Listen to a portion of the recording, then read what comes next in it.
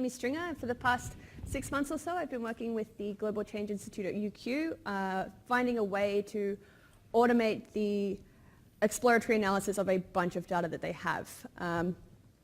I was going to have some witty crowd banter at the start to find out what everyone was doing, but then my slide count was going up and I realized I might not actually have a whole lot of time, so I'm just going to jump straight into talking about me and the data that I've been using and work on the assumption that everyone in this room has some kind of difficult data problem that they're dealing with and has at least seen Rmarkdown before. So the data that I've used has come from the Catlin Seaview survey, which was targeted at getting a global baseline of coral cover on a global scale. In the past, a lot of the methods used for getting this data have been really laborious and time-consuming.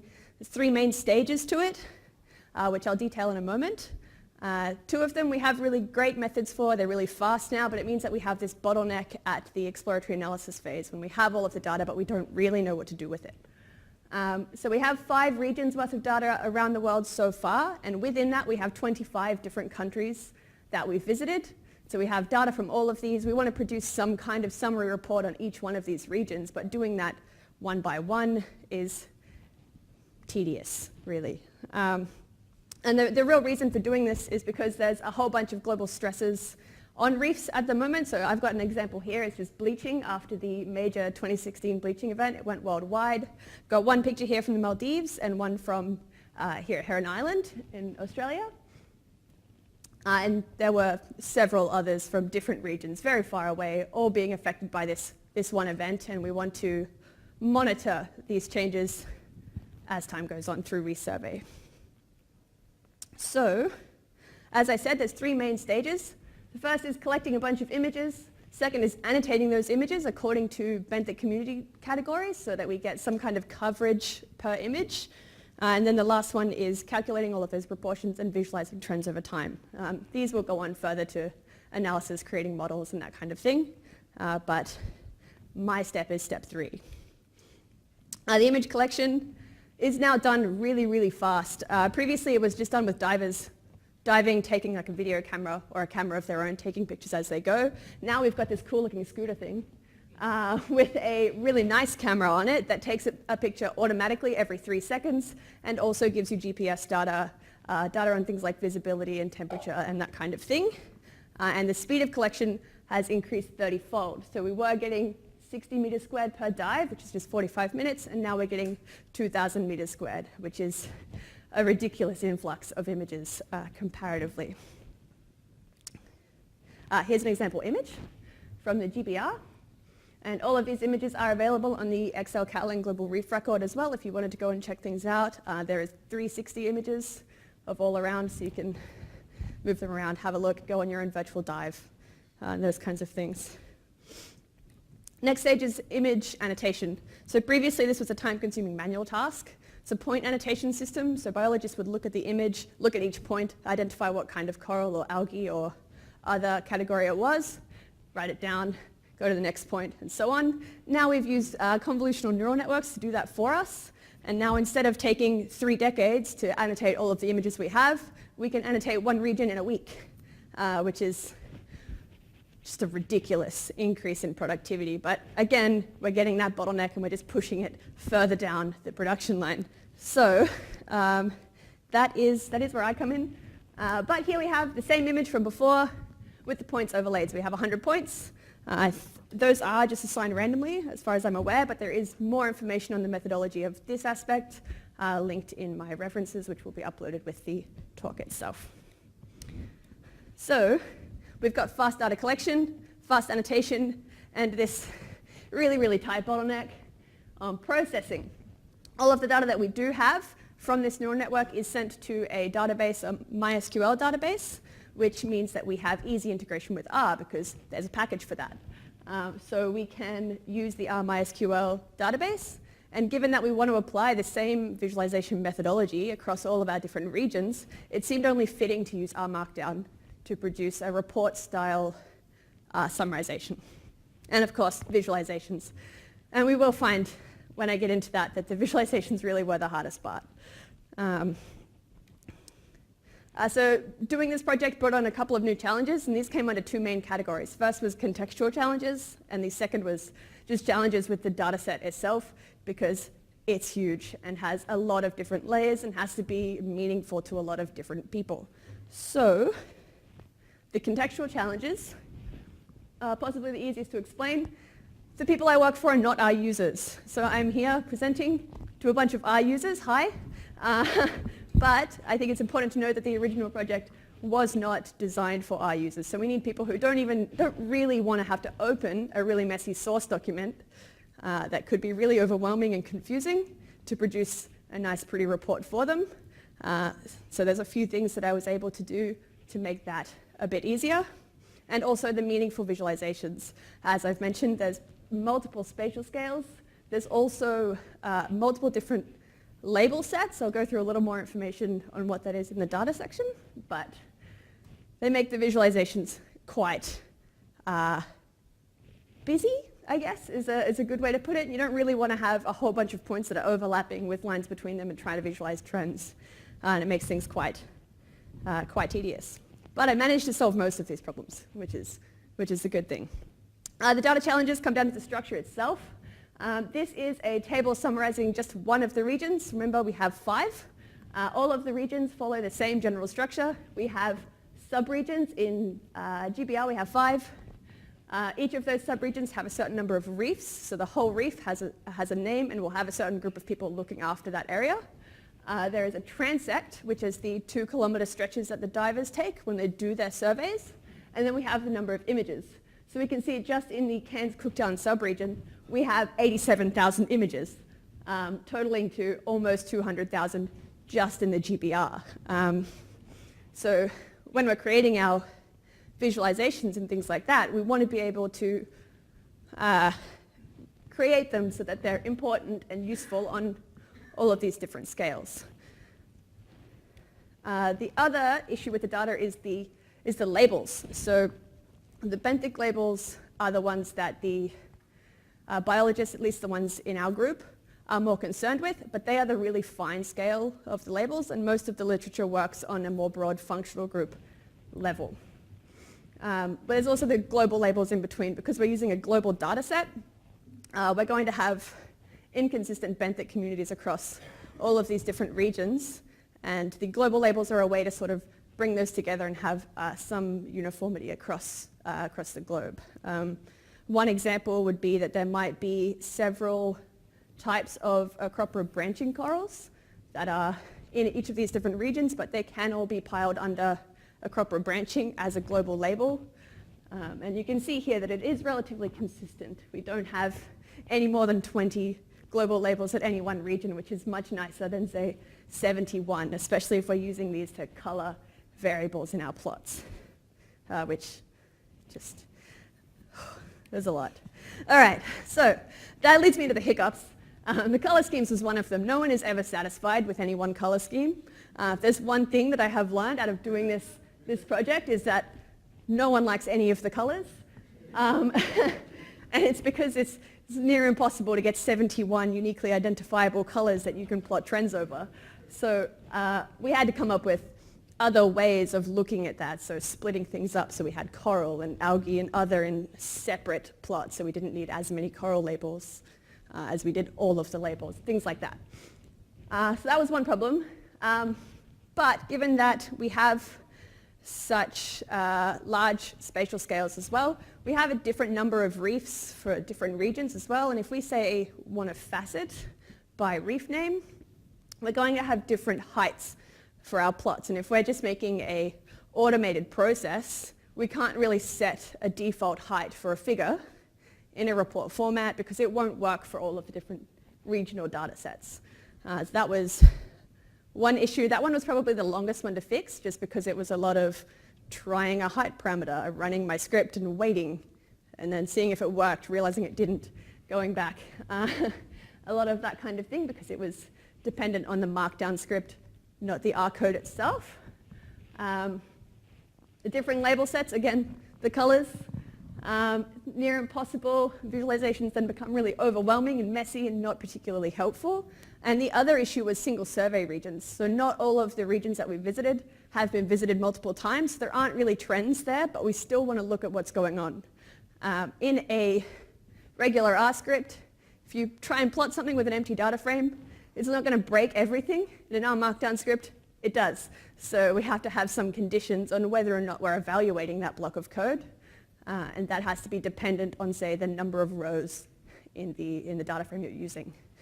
That kind of thing.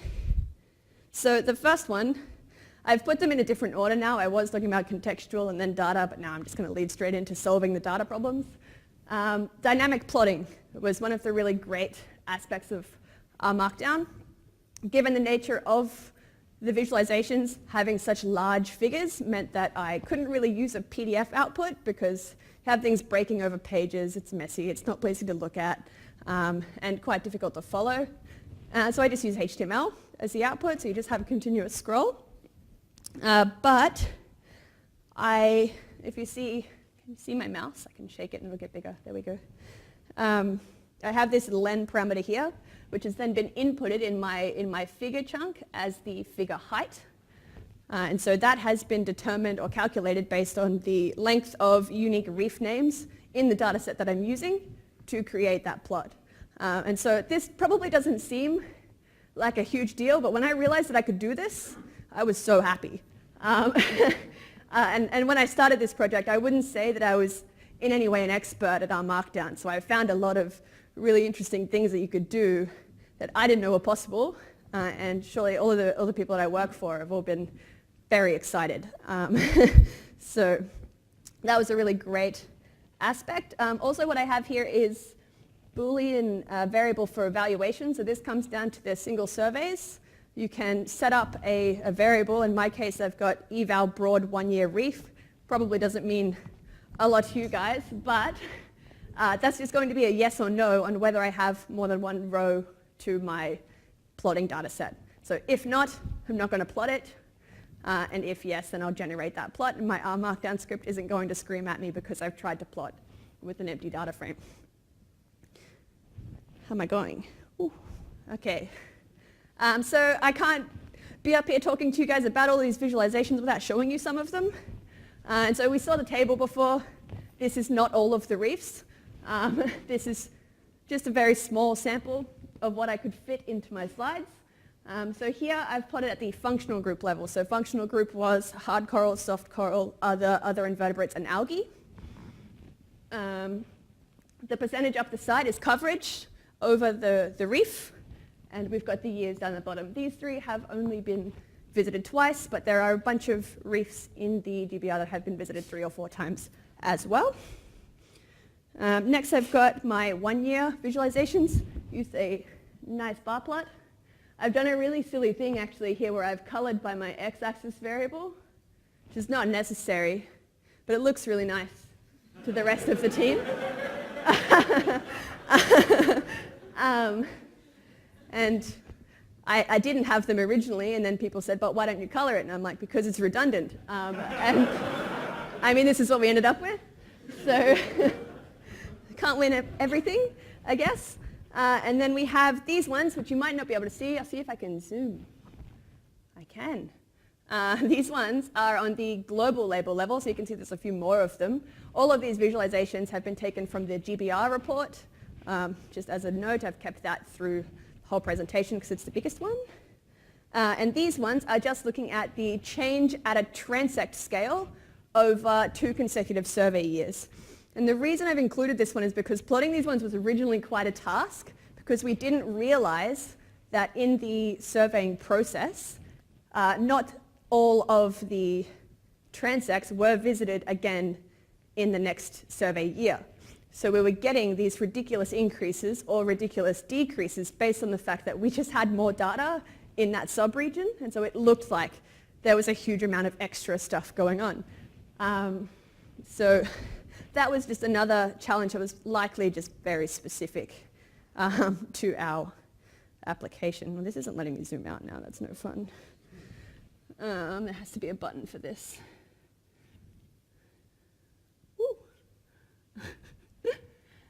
Oh my God, okay. All right, so it looks like we're doing things old school now, and the spacebar method isn't going to work. All right, that's fine.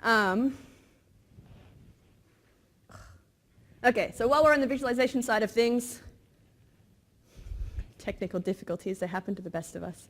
Okay, thank you. We also incorporated the use of leaflet, which gave us interactive mapping environments. I did include a little disclaimer, which you can't see due to my zooming. This image is not interactive because this one is a PDF and not a HTML, but these at the moment are really in quite a basic stage. We've only got the transects and the reef names shown, but it gives the reader an idea of where we're looking when we're looking at a particular level of data, and that's useful for people who are managing, say, conservation efforts who might also see these reports, as well as the researchers who are trying to decide where to go for resurvey, which is another nice aspect of these. Another one of my favorite parts is the parameterizing of Rmarkdown documents, which I just did not know you could do until I found a helpful forum about it online. And so because I don't really want the biologists or anyone in the team to need to open this document, I have included a parameter for location, so they can just add in a name of a country or a list of names to the location parameter, their username and their password to access the database, put it into the render command in a separate R script, run this really small bit of code here, this for loop, and these little sections here, and that's all they need to do to produce up to 25 reports. And so this is the only bit of code they need to deal with. It's really tiny, it's not super overwhelming, you don't need to worry about all of the other calculation side of things unless you're aiming to go in and change that. But the beautiful thing about the Rmarkdown document is that we're creating a level of consistency over all of the report and visualization efforts. Another neat little thing that I found was using child documents. So we wanted to have an introduction, so it's still going to be a report, but we need to have some text. In a report, it can't all just be visualizations and graphics. So there's a method section, there's introductions, and at a later date, once we've really looked through everything, there'll be discussions as well. And those, at the original stages, you need to go into the Rmarkdown document, type them all in for each different region, and produce your report. But child documents just mean you can create a separate Rmarkdown document. It doesn't need to have any of the fancy stuff in it, like a header or any code. You can just type in like it's a text file, and then save it, and it will automatically be included next time you generate your Rmarkdown script. It makes for easy editing, because while I did all of the code side of things in the reports, I'm not the one writing all of the introductions and discussions and so on. So that was a really nice aspect. There's several other things that I found about Rmarkdown that were really, really cool throughout this project, but I don't have time to go through all of them. In future, as you might be able to tell, they still need to run some amount of code, so this isn't fully automated, it's semi-automated. They still have to press a button. So we're getting there. It might be possible to link it up to a website at a later date, so have some kind of trigger that as data comes in, we produce a new report and upload it to the global reef record. That's a possibility. And another is looking at extra parameterization of the document, maybe a structure change, depending on who's creating the report. So management might be interested in different spatial scales and things like that. And then I have some references, which you're welcome to read at a later date. I know it's not helpful in this environment. So if there are any questions, I'd be happy to answer them if there's time. But yeah, that's me.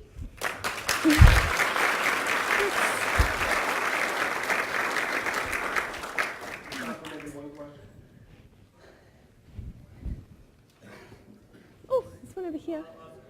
Yeah. Do your users trust you with the username and password? Well, that's why I don't have them. That's the thing. So I have my username and password, but the fact of including them as parameters means that I don't need to know theirs. They can just type it in. They don't need to save that script with their username and password in it. It's just left blank in the document I gave them. They fill it in and run it, and it's fine. They're trusting the document you made, though. Oh, yeah. Yeah, there's no virus. I mean, there probably could be, but... Yeah, that's probably a package for that. Sorry? Was there any others? Yeah? So it looked like you would have the user actually have to open the Markdown document and enter those parameters? Oh, no. So there was another, no, it's not working. There was another, this one.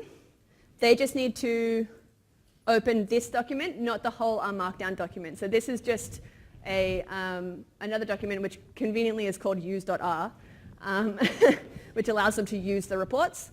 And they just enter in where it has your input goes here, the countries they need, the username and their password, and run this little section here. And it will go into the folder, take the Rmarkdown file and render it behind the scenes. Okay, I think you could also consider using the R script command facility so that you could actually just have it run, for example, from a terminal and execute this command rather than having to actually Even open R. Yeah, that is another way of doing it. Yeah, that would work in the same way. Yeah. Yes? Did you do any defensive programming? If I put a country name that doesn't exist? There's no error messages. Actually, that I don't have yet. I just have in the same script a list of the ones they're allowed to use. Otherwise, they'll get a thing saying R is broken, and it won't do it. Yeah, could not compile, whatever the error is. I've seen it 100 times, but I don't remember exactly what it is. I think I've blocked it out. But yeah. Thanks, guys.